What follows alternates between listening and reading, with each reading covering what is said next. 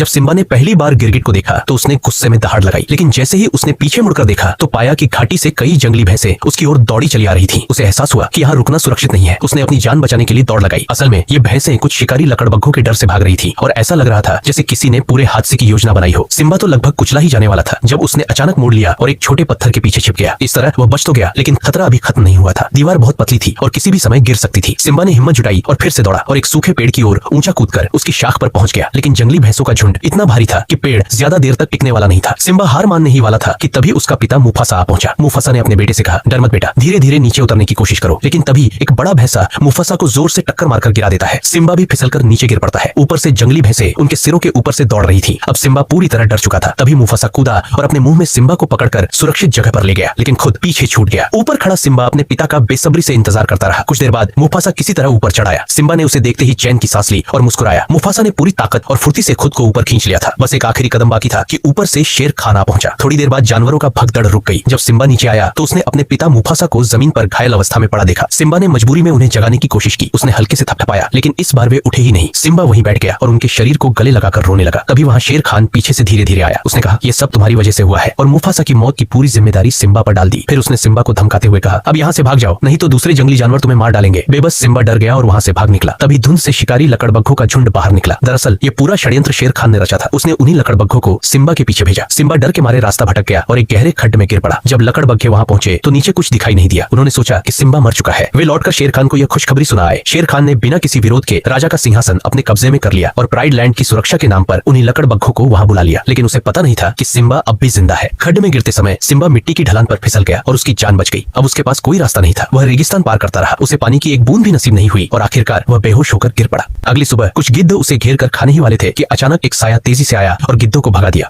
वे दो मजेदार जानवर थे, टिमोन और पुम्बा। जब उन्होंने सिम्बा को देखा तो सोचा कि वह मर चुका है। टिमोन डरकर उछल पड़ा, लेकिन पास जाकर देखा कि वह जिंदा है और फिर जितनी तेजी से भाग सकता था भाग गया। उसे लगा कि शेर उसे खा जाएगा, लेकिन जब सिम्बा को होश आया तो उसने सामान्य शेरों की तरह हिंसक व्यवहार नहीं किया। जब पुम्बा और टिमोन ने उसकी कहानी सुनी तो उन्होंने अपने जीवन के विचार उससे बांटे। जीवन छोटा है। धीरे धीरे सिम्बा उनके साथ घुलने मिलने लगा। वह उनके साथ उस शांत जंगल में रहने लगा जहाँ दोनों रहते थे। अब यह उसका नया घर था और सब मिलकर खुशी खुशी रहने लगे। लेकिन सिम्बा अपने असली घर को नहीं भूला, अपना परिवार और अपने बहादुर प्यारे पिता मुफासा को।